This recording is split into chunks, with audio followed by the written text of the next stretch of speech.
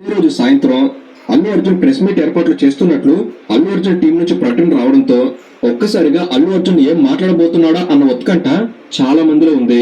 కానీ అల్లు అర్జున్ ఆ రోజు ప్రెస్ మీట్ కి వచ్చే ముందే ఒక స్క్రిప్ట్ తో పూర్తిగా ప్రిపేర్ అయి వచ్చారు. ఎవరి పేరును ప్రత్యక్షంగా ప్రస్తావించకుండా తన సమాధానం చెప్పేందుకు ప్రెస్ మీట్ ఏర్పాటు చేశారు.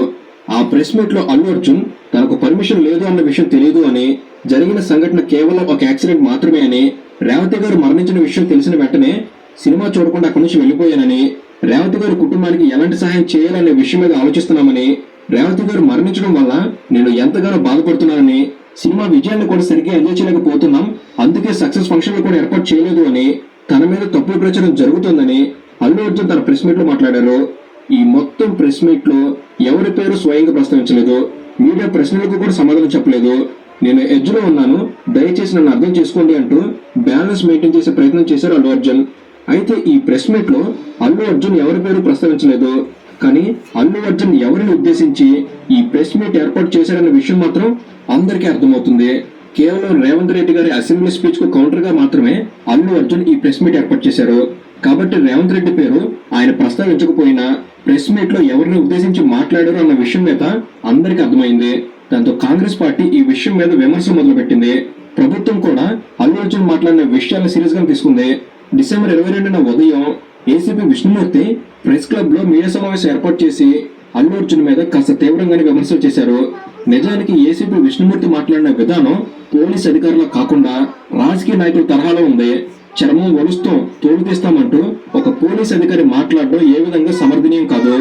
కానీ డిసెంబర్ 22న Hyderabad city police commissioner Anand సమక్షంలో ఆ రోజు ఘటనా స్థలంలో ఉన్న ఏపీసీ ఆనంద్, డీసీపీతో పాటు చిక్కడపల్లి పోలీస్ స్టేషన్ స్టాఫ్ కూడా ఆ ప్రెస్ మీట్ లో ఉన్నారు.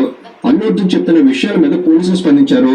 అల్లు అర్జున్ చేస్తున్నవి తప్పుడు ఆరోపణలని పోలీసులు వీడియో ఎవిడెన్స్లతో సహా బయటపెట్టారు. వీడియోలో స్పష్టంగా టైమింగ్ తో పాటు కనిపిస్తుంది అల్లు అర్జున్ ఎప్పుడు థియేటర్ నుంచి బయటకు వెళ్లాడనే విషయం. దాంతోపాటు పోలీసులు మరణించిన రేవతికి ఆమె కొడుకు శ్రీతేజను కాపాడేందుకు ఎలాంటి ప్రయత్నాలు చేశారనే విషయం కూడా వీడియోలో చెప్పారు.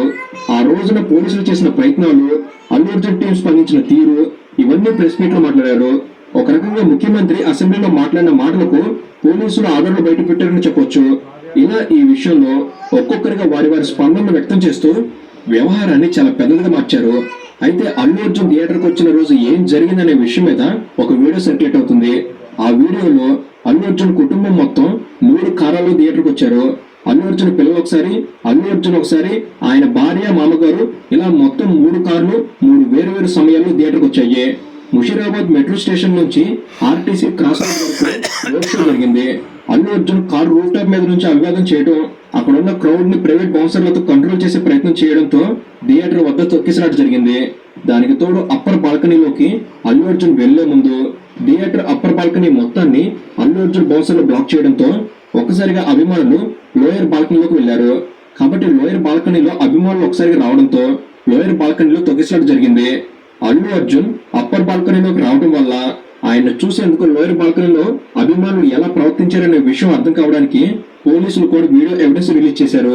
ఇలా పోలీసులు విడుదల చేసిన వీడియో ఎవిడెన్స్ తో పాటు అల్లు అర్జున్ ప్రెస్ మీట్ లో చెప్పిన అంశాల్లో అనేక తప్పులు ఉన్నట్టు వీడియోలు బయటకు వస్తున్నాయి. డిసెంబర్ 6న అల్లు అర్జున్ రేవతి మృతి మీద ఒక వీడియో విడుదల చేసి రేవతి మరణించిన విషయం తనకు సినిమా చూస్తున్నప్పుడు తెలియదు అని, డిసెంబర్ 5న ఉదయం ఆ విషయం తనకు తెలిసింది అని వీడియోలో చెప్పారు. కానీ రీసెంట్ ప్రెస్ మీట్ లో మాత్రం సినిమా చూస్తున్నప్పుడే తెలిసింది, దాంతో వెంటనే థియేటర్ నుంచి వెళ్లిపోయారని చెప్పారు. దాంతో పాటు సినిమా చూడకుండానే వెళ్లిపోయారని కూడా అన్నారు. కానీ పుష్ప సినిమా క్లైమాక్స్ వరకు అల్లు అర్జున్ థియేటర్ లోనే ఉన్నట్టు వీడియోలు బయటకు వచ్చాయి. ఇలా అల్లు అర్జున్ తన మీద తప్పుడు ఆరోపణలు చేస్తున్నారని చెప్పిన విషయాల్లో చాలా తప్పులు ఉన్నట్లు పోలీసులు అంటున్నారు. వాటితో పాటు సోషల్ మీడియాలో ఇప్పటికే చాలా వీడియోలు సర్క్యులేట్ అవుతున్నాయి. కాబట్టి ఈ వ్యవహారం క్రమంగా అల్లు అర్జున్ మీద నెగిటివిటీని పెంచింది. సంఘటన జరిగినప్పుడు కాస్త తటస్థంగా ఆలోచించిన వారు కూడా ఇప్పటి వరకు ఈ వ్యవహారంలో అల్లు అర్జున్ ప్రవర్తన గమనించి అల్లు అర్జున్ ని విమర్శించిన పరిస్థితి మారిపోయింది. నిజానికి అల్లు అర్జున్ ప్రెస్ మీట్ లో మాట్లాడిన విషయాలను గమనిస్తే ఆ మాత్రం దానికి